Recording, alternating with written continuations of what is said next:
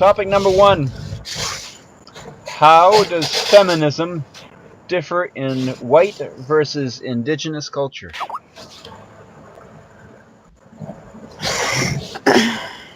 How does feminism... You know, this is my topic, That and was now your I have topic. nothing to say. Yeah, start with that. Like, give us an intro. What do you think? So I think it differs...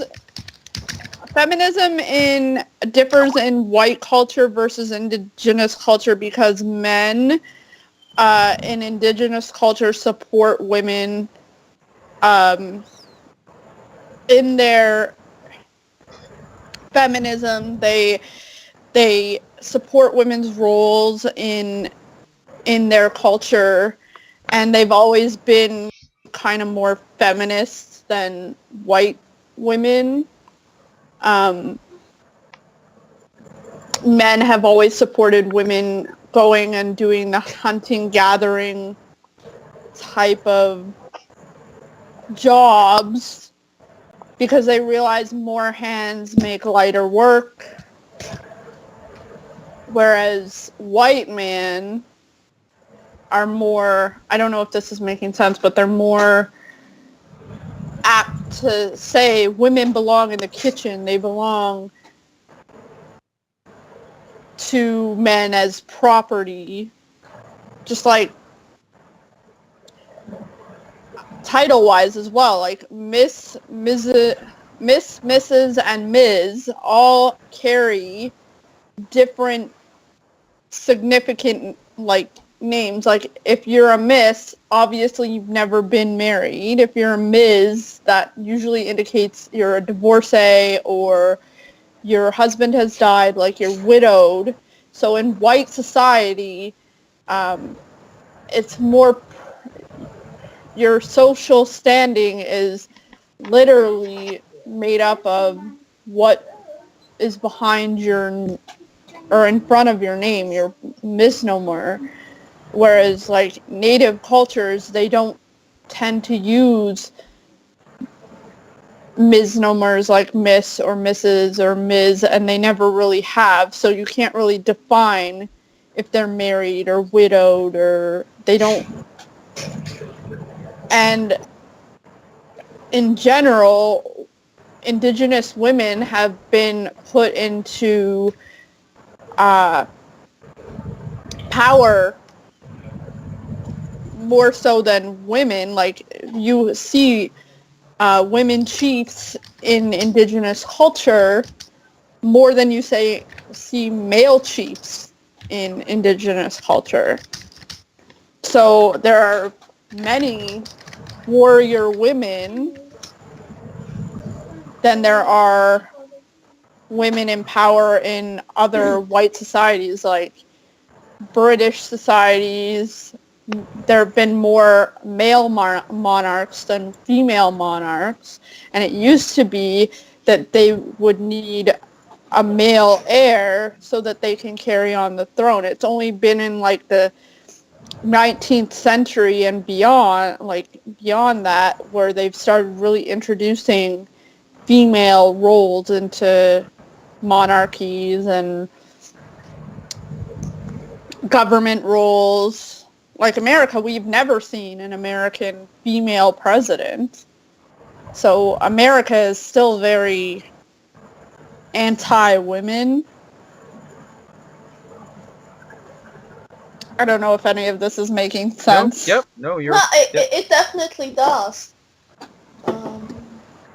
Whereas indigenous, they will put their women in power and leadership roles because they understand that women are more rational. You didn't really see wars between different indigenous tribes when women were at the helm of those, because they have more rational ways of thinking than a male does, because male are more war oriented and power struggle. Okay, yeah.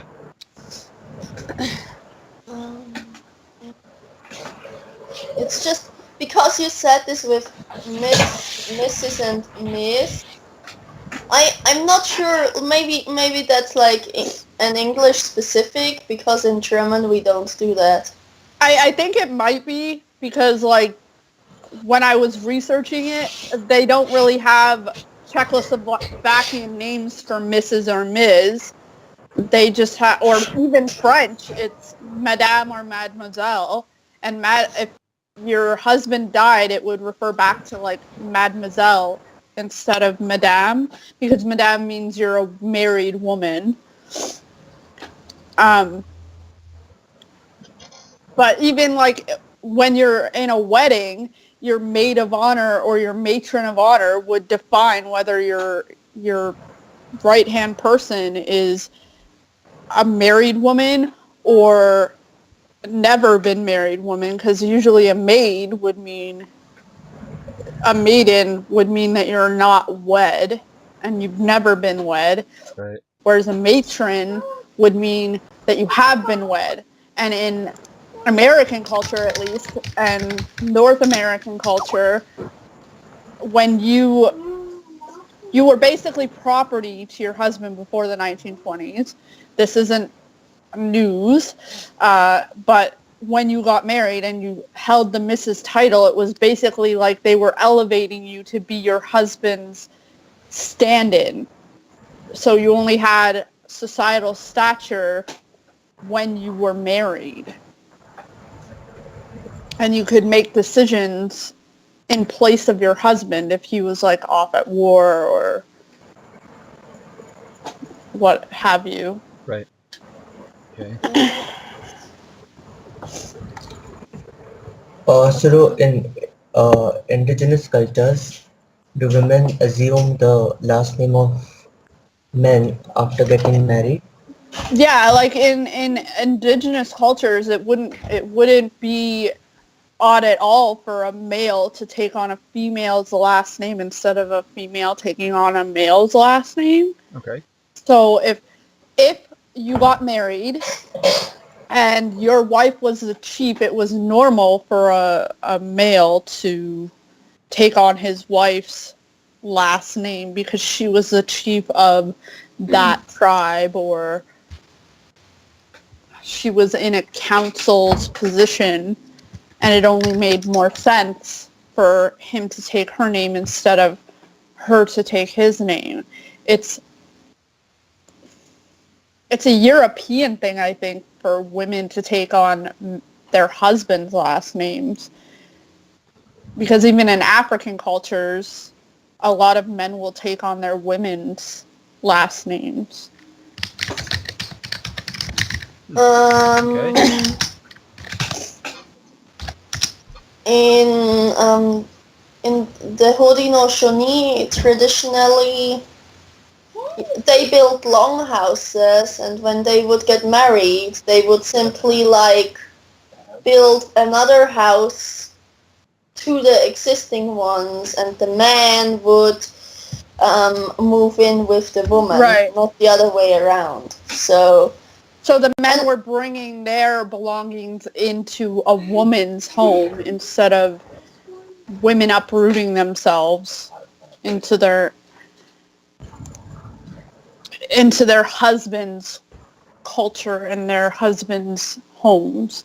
Just like, also, up until the 90s, if a woman left the reserve to marry a white man, she basically left her tribe. She basically was no longer considered part of the tribe if she married a white person. But if a white man married her and moved on to the residential or the reservation, he was taking on her culture. So if they got divorced, the woman would automatically have custody of their children, except in a case where a white woman married a native man, he would retain custody of the children, and she would have no rights to the children because she was white and not indigenous. Okay. So the indigenous culture says that indigenous babies stay with their Indigenous parent.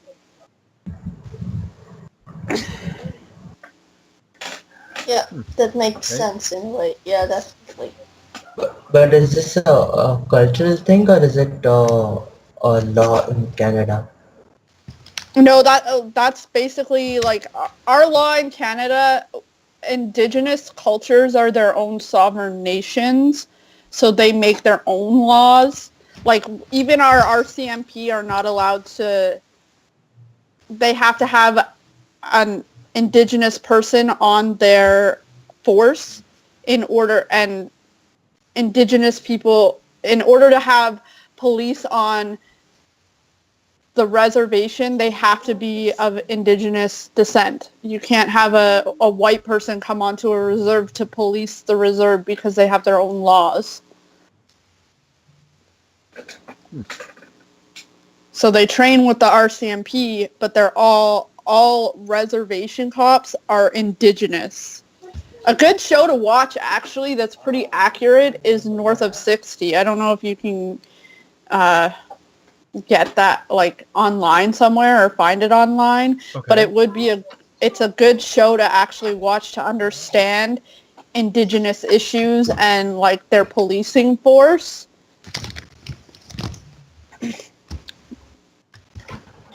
All right. Because they use actual native people in the show. They use actual Indigenous cultured people and Indigenous actors to portray the roles that are in that show. All right. Is this the same for the US or is it for Canada only? You mean with like the rights of an indigenous nation? Yeah, yeah. So I think it's the I'm same gonna in say America. It's basically the same. Like in the US, it's basically said that every indigenous nation is a sovereign nation, apart from where they gave up rights in treaties and and I don't know anymore where and the Supreme Court.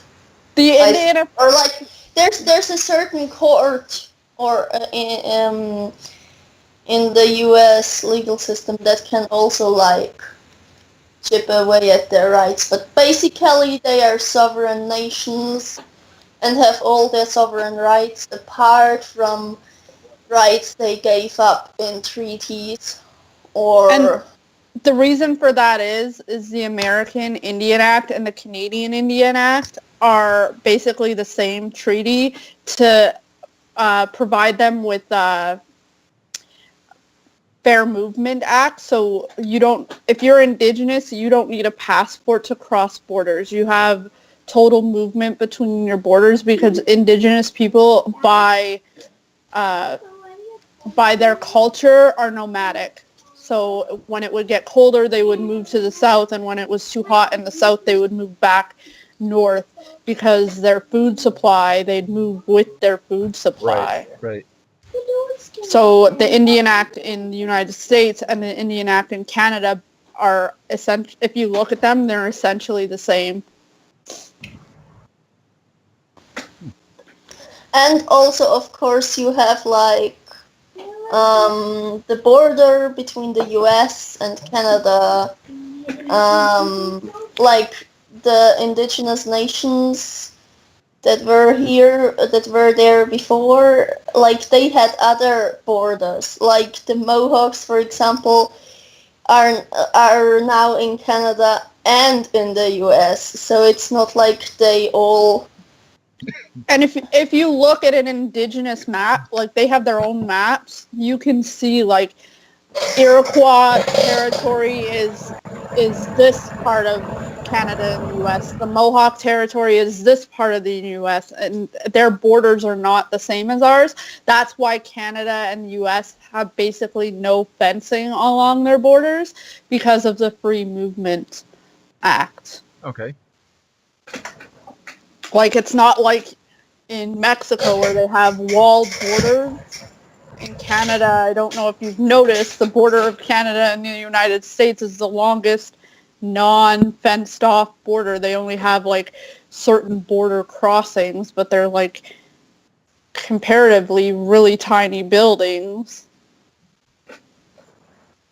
for whole borders. Mm-hmm.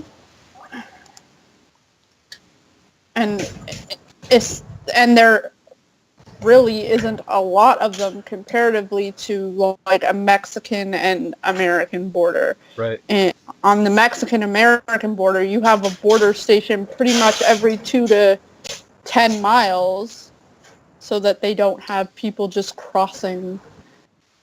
But in Canada, it's not that way because of their Indian Act. All right. So, did the indigenous people have any land in Mexico, or was it just till I north don't of the US border? I don't think so. I think a lot of indigenous people were at war with a lot of the Hispanic peoples, like just territorial wars. And in Texas, especially, indigenous people actually like were part of the war against like the Alamo and stuff, and they fought on the side of the colonials.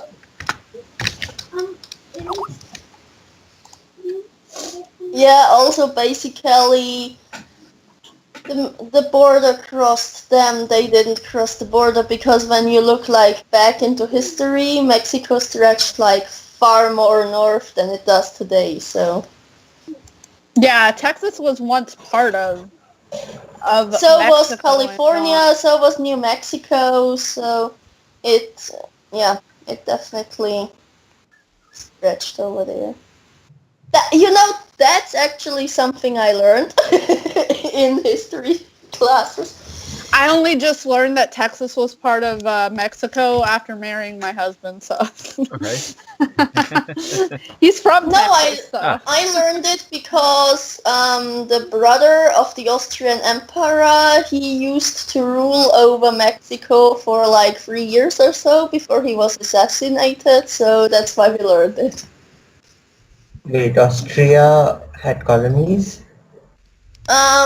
Well, we never learned that they were colonies, but you can basically say that Austria in some ways had colonies. Okay, because from what I've learned in history, so there were three: the British, the Spanish, and the Portuguese, who were colonizers.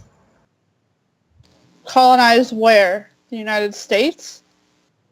The world actually. These were the three countries which had colonies all over the world. Oh.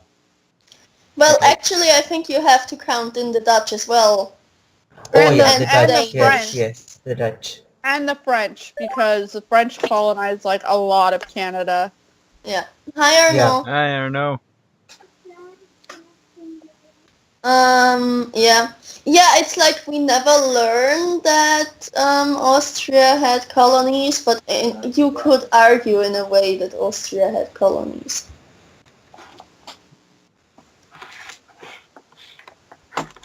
Before it was popular, like in the 1500s. Hello. Hey. Hello. And actually, like, if in indigenous culture, men also take a huge part in raising the children. So that is also a difference between like white culture and indigenous culture. White culture, except in like Nordic countries, they tend to leave the child care up to women, whereas in indigenous cultures, men have an equal part in taking care of their children. Yeah. So that would be another big difference between indigenous and white feminism is matriarchal feminism means something completely different Right. to indigenous people, and they are, by all intents and purposes, a matriarchal culture because they very much value their women. And white matriarchal culture is more the type of feminism that will say, I'm not going to breastfeed my baby if he's a boy because he's already at an advantage, which to me is just complete and utter crap. Yeah. And it's very radical feminism. Radical feminism. Yeah.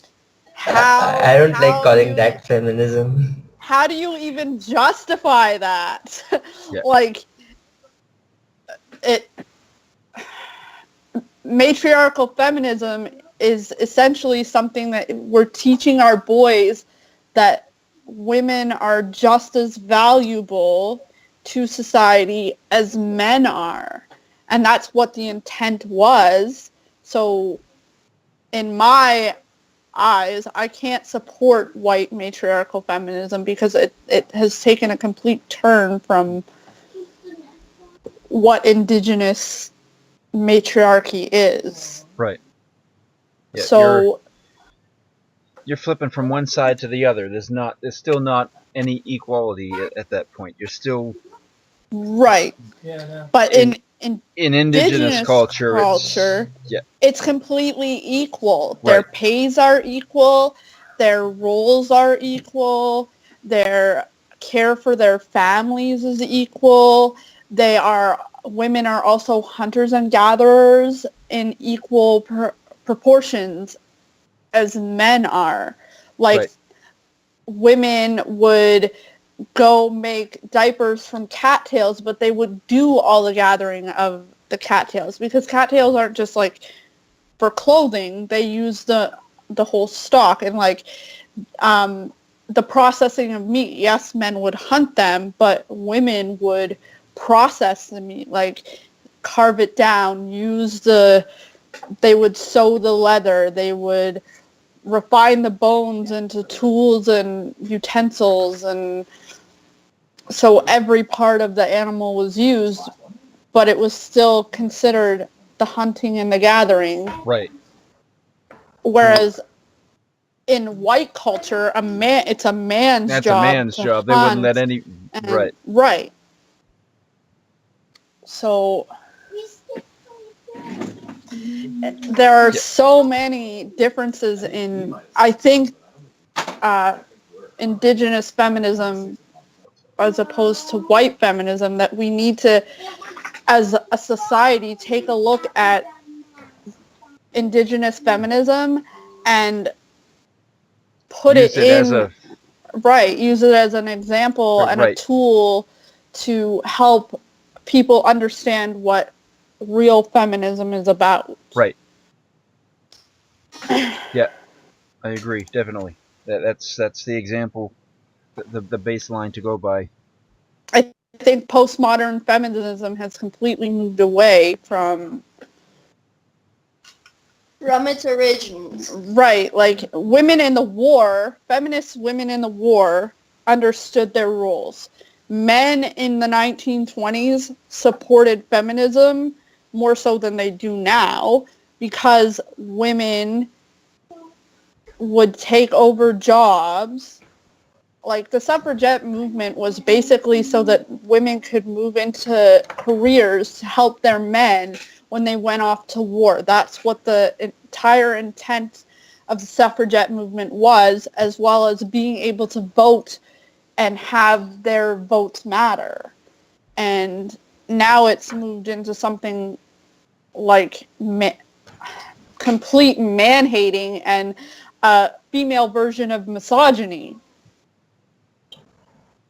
Yep. I don't know if that makes sense. With the radical feminists. Yeah, definitely. At least radical feminists. Like, not all feminists are like that, but there are definitely a few out there. I think, like, every time I look at my Twitter, I have to shake my head because I see more radical feminism on Twitter than I have ever seen in my entire life, and that's part of the reason I stayed off Twitter for so long is because I got tired of seeing these radical, and for a long time I did not want to be associated with feminism. I didn't want to be considered a feminist because I didn't want to be associated with that misogynistic Right. type of feminism. And I don't have any other word to describe it other than misogyny, because that's essentially what it is. Hi, Agnes! Hi. I just checking. Yep.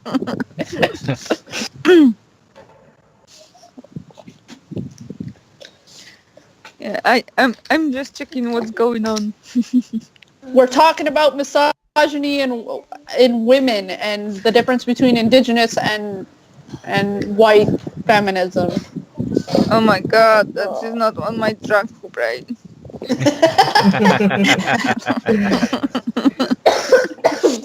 I actually thought that drinking was necessary for philosophy.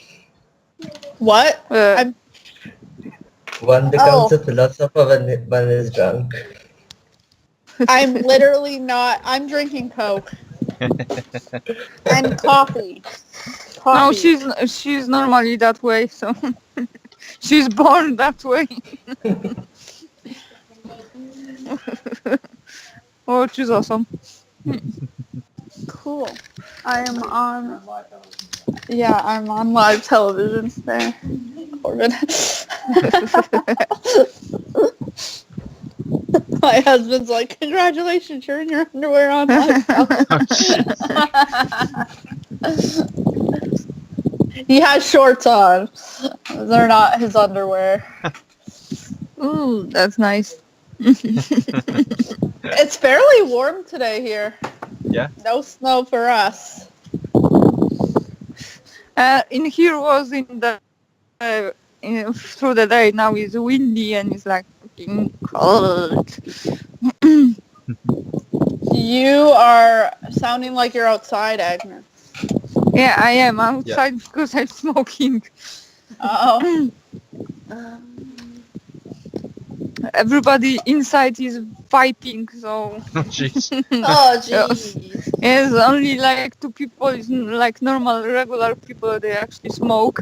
What a party. Go to a party and it's all fighting. Okay, so talk more and then sorry about that, Rob. I know you're gonna be. You probably must. You must probably edit that out, but That's all right. God, I'm Yeah, trying to find a quote and I can't. when it's gonna be free for just let me know. All right. Alright, it's going back over there because it's freaking cold in here. Okay. Talk to you Bye, later, maybe. Agnes. All right. Bye.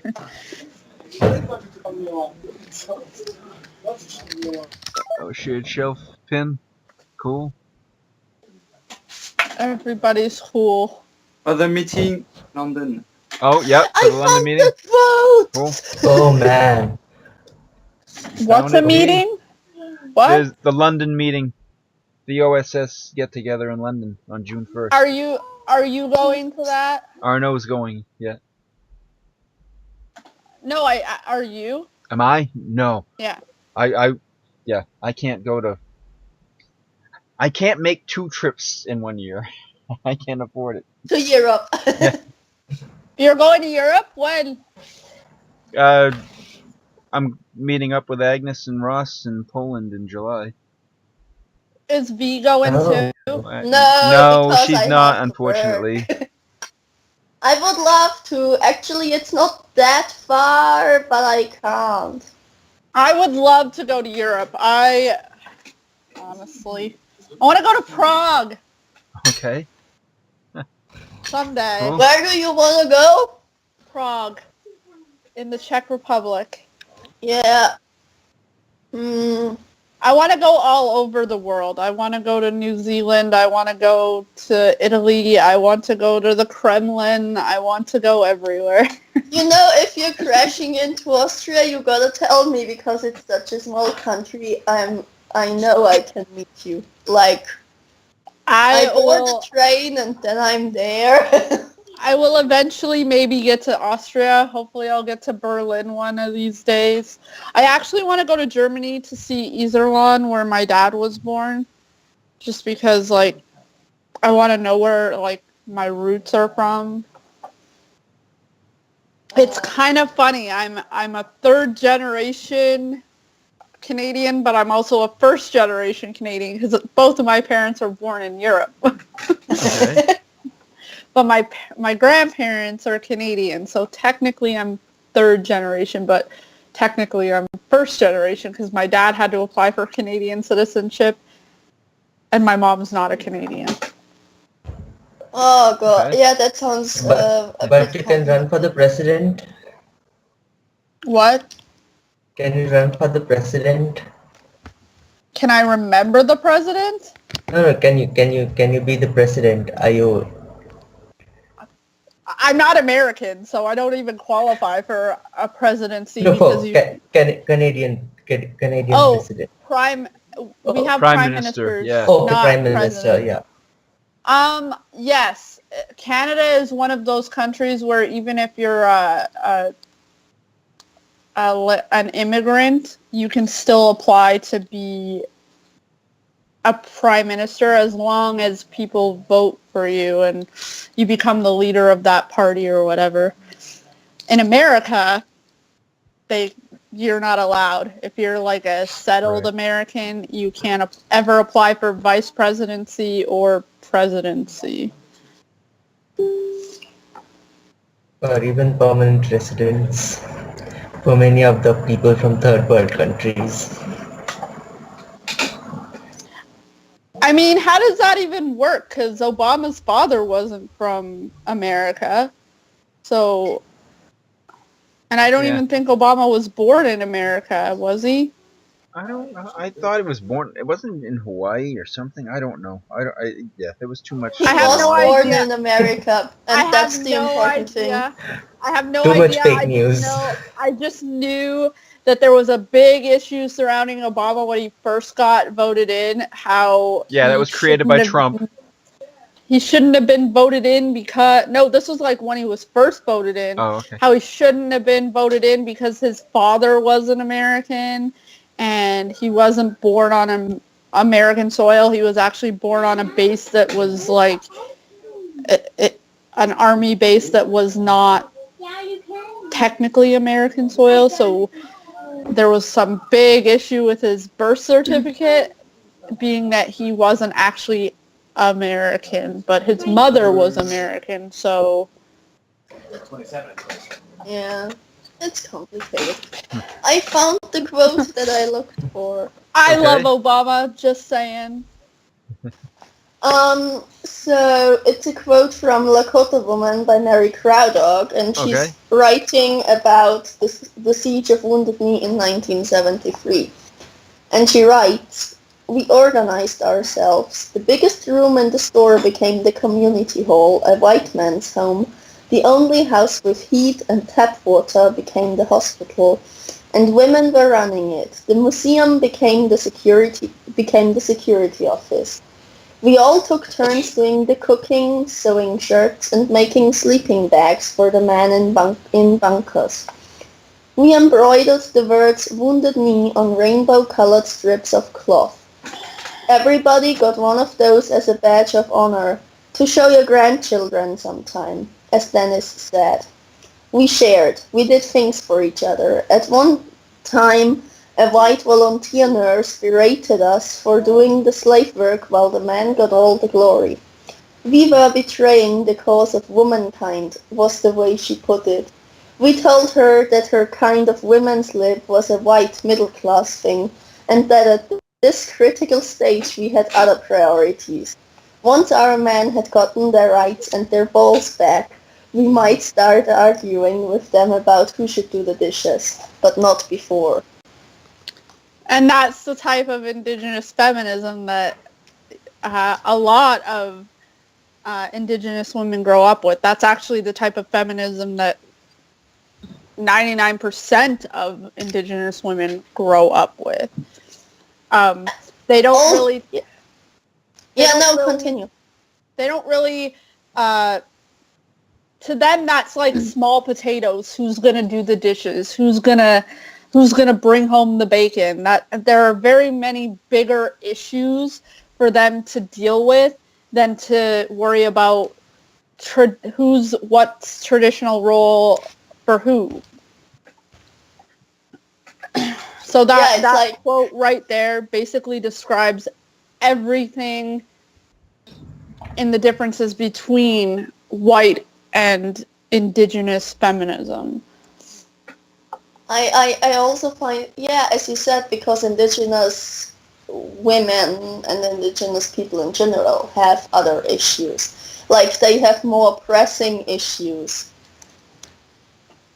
So, and that's why I never tell anyone to make a decision like what's on their priority list. Like, if something else is on their priority list higher than it is on mine, then I don't really have an issue with it, because I know that, like, for them other issues are more important because they're more impacted by it, and like more people are impacted by it or so. And like Indigenous people, their main issues are, where is our clean water coming from? Because most reservations have boil water orders, or and E. coli is in their water, so their water will be their first priority. And negotiating with different tribes for different resources is another big priority for them. So their main concern is getting those issues sorted out than what's going to go on behind the closed doors of their house. Yeah. Right, exactly. Yeah. Got it. Yeah, like now So we're yeah, just like you said, that it's a middle class thing. Even I think in Britain, so the working class, both men and women had to work because they they were just, they needed to earn, and therefore they were really not concerned with who's doing the dishes, because they just didn't have the time to think about all these things.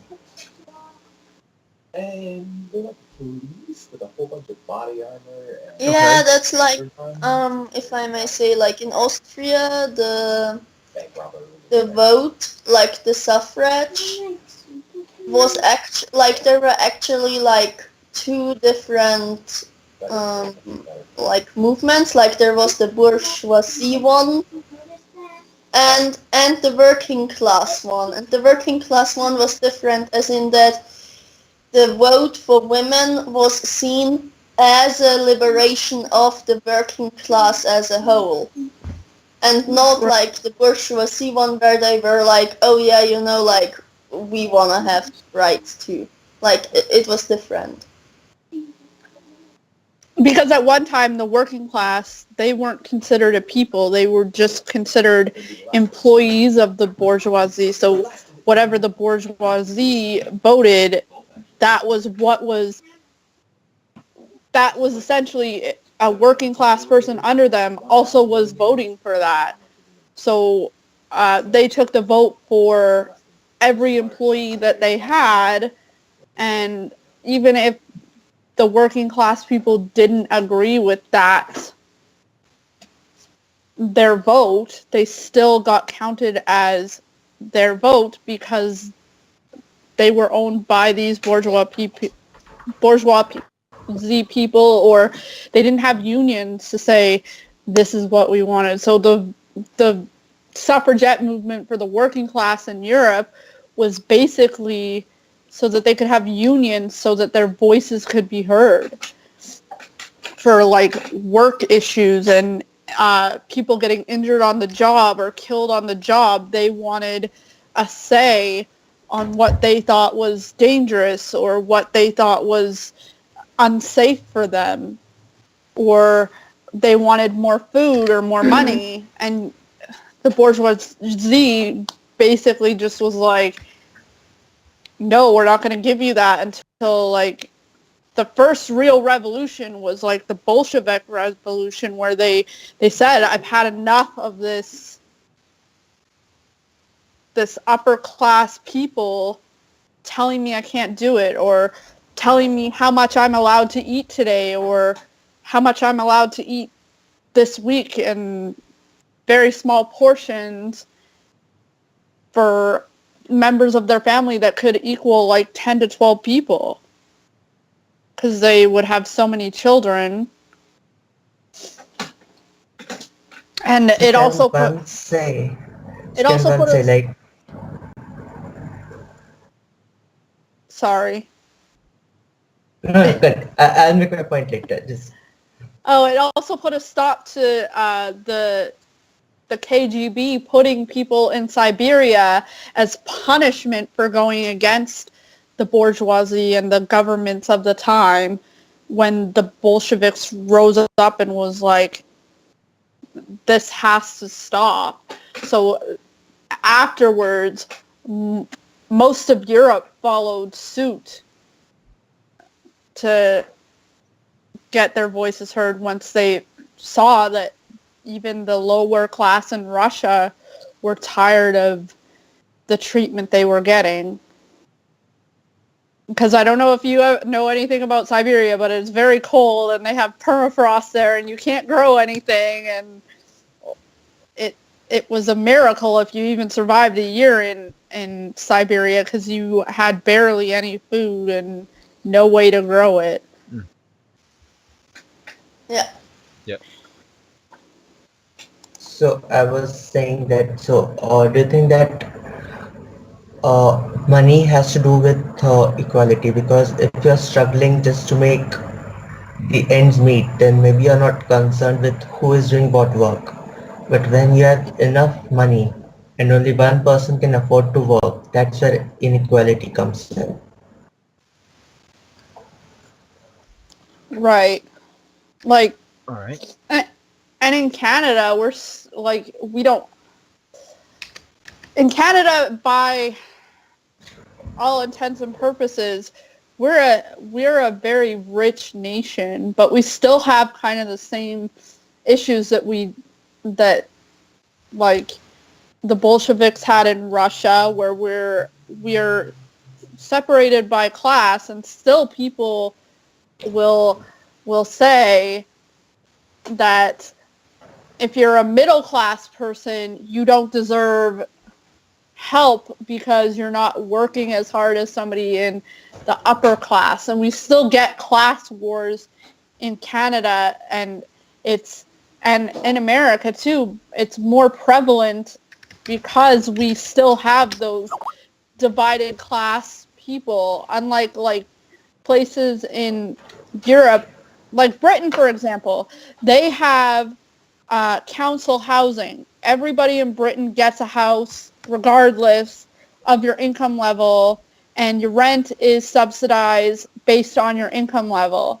In Canada, you don't get that. There's still very many homeless people, even working homeless people, because we're still divided by class. And I think that Canada and the United States would have a much better relationship between their classes if we didn't have our classes broken down between the 1% and the 99% and the working poor and the middle class, and my kids are getting a better education than yours because I can afford to send them to private school, or I can afford to send them to military school when they're acting up. Because I don't know if any of you know, but just for the record, a military school costs almost as much as sending your kid to Europe to a boarding school. It's like $40,000 to send your kid to a military school for 1 year. Wow. And poor people, and I'm not saying that this is right, but poor people have a lot of juvenile delinquent kids. That's just how it is. And before, tuition, monitored schools, you could send your kids to military school, and that would shape them up like crazy. Right. You shouldn't have to mortgage your house to send your kid to a school that's going to make them act better. You shouldn't have to be rich to send your kid somewhere that's going to help them. Right.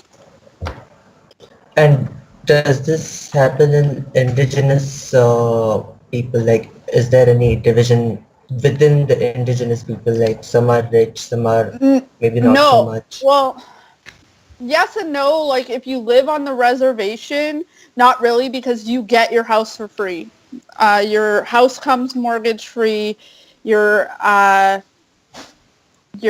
utilities are subsidized. Your water, you don't have to pay for it because it's freely given by the government, which is part of the reason why E. coli happens so much on the reserves, is because the government provides it for you for free, so they don't see the need to keep that up and healthy because they're already giving it to you for free. But That's the land. That's a sad situation right there. But the land is basically owned by the owned crown. by the government, right? Right. Even though it's So all that considered property, unceded. yeah, all that property is essentially owned by the government. They're just using it. Right. And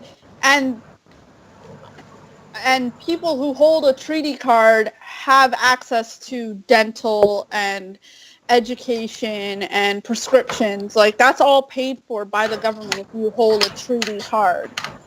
But there are so many non-treaty status indigenous people that should be able to access those things. So if you're not living on a reservation, you're basically at the hands of class wars.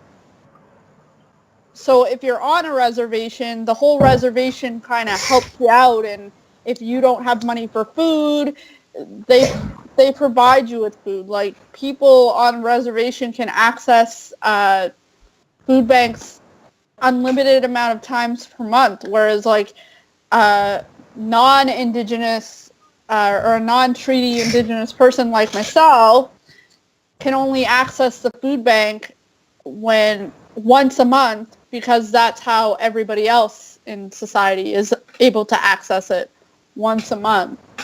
So it's kind of annoying that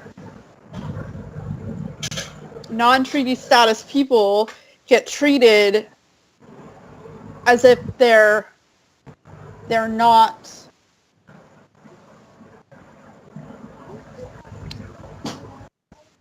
good enough for the same benefits that somebody who lives on a reservation would gain. Because in Canada, if you move off a reservation and you don't have indigenous status, you're basically giving up your status. You're giving up any rights that you have to free education and dental and doctor visits and prescriptions and eyes and whatever benefits you would get if you were living on res. At least in Canada. I don't know how that works in the United States, but for Canada, that's how it works. You don't have an... But that's only if you don't have a treaty card. If you do have a treaty card, it's completely different. Yeah, I'm not sure, because I hear a lot of indigenous people I see on Twitter sometimes. When people say things like that, I know that they'll say that, no, we don't get benefits, we don't get this or that, we don't get... Yeah, because you're only entitled to them. You're only entitled to them if you're actually living on reservation. And a lot of indigenous people don't want to live on reservation because that's a whole other spectrum. And you only get free housing if you're on res. If you decide to move out of reservation, you give up your right to that free housing. You give up that right to your land, and basically somebody else is free to move into your home if you move off res. You don't get to keep that. Okay.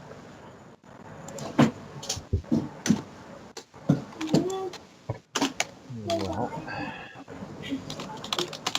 But there are a lot of Indigenous people that you will see on Twitter that say, no, we don't get that stuff, because it's essentially, once you move off, your treaty rights are not the same. Even if you hold a treaty card, you're only entitled to 2 years off if you live off reservation to free schooling for 2 years if you're okay. off reservation with a treaty card. If you're on reservation, you're entitled to a 4-year degree program. All right. But most people don't know, even in the United States, that their constitution, your constitution, even as a white person, says you have the right to education, free education, as a citizen of the United States. Your constitution guarantees that. But most people don't know that, and they don't know how to access the right resources to fight for that. That's why you have like the free man movement. I don't know if you've heard of it. It's a movement where people are now not registering their children for birth certificates or like social security cards, because once you give, that's basically like signing your children over to the government and they become the government's property.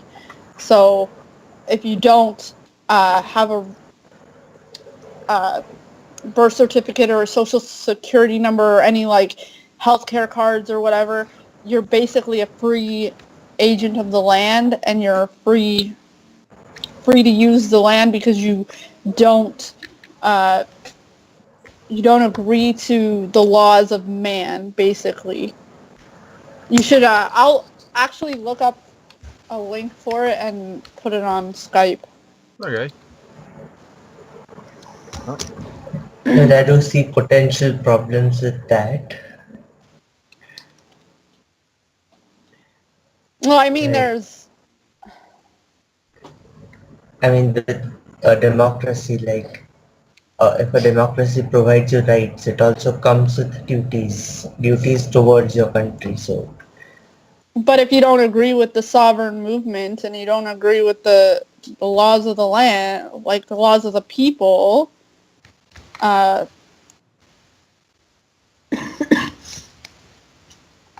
yeah, Okay. then they again, can't really like, one force you doesn't to. get to choose. Well, if your parents don't register you as a person, like under the government, your parents don't sign you up for a birth certificate or a social security number, you're essentially not a citizen of any country. You're a citizen of the land only.